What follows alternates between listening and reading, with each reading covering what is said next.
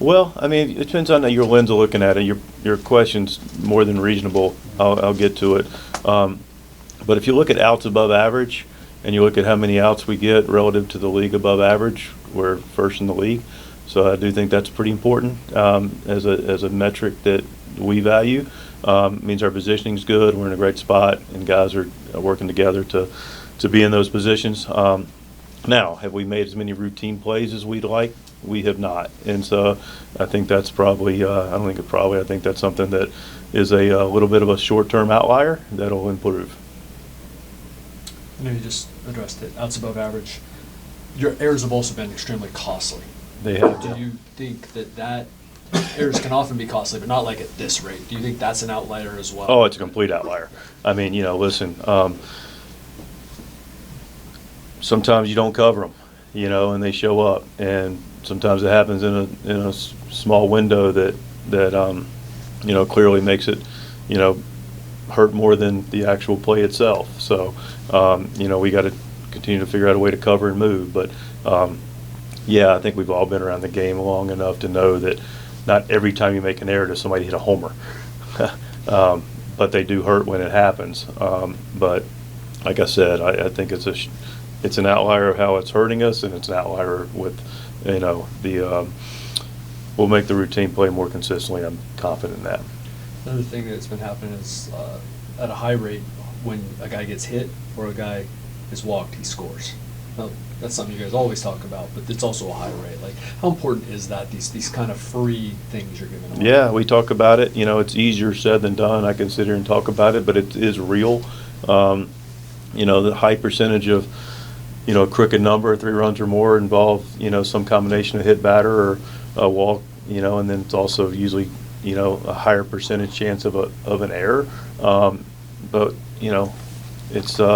it's talked about again. I think it's one of those outlier things, but, we in competition, we don't give nothing away and take everything. And, the biggest thing that's hurt us, and we've done a lot of things really well, but we want to alibi is, we've had a few too many free things that we've been able to give away. But I'm confident that'll continue to improve.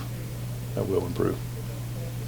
By his own admission, it's been a bit of a rough stretch for Xander Bogaerts. I know he had the off day yesterday. Mm-hmm. Any thoughts of moving him around the order, or do you just like him in that leadoff spot? I like him in the leadoff spot. I mean, he started out, we had a relatively small sample size of at-bats, but we have a large sample size of Xander Bogaerts' success rate and his Silver Slugger histories. And, this guy's hit everywhere he's ever been, including here. So, and he started off the season very productive for us. So, sometimes, the game is hard and it doesn't work out for some small stretch, but I will take the larger sample size and the confidence in that, and the confidence in Xander Bogaerts overall. He's been open in the past. Number 2 spot is the only one he didn't really like, but you guys did play him there a couple times this spring. Do you know if that's still a preference of his? He just doesn't like the number 2 spot?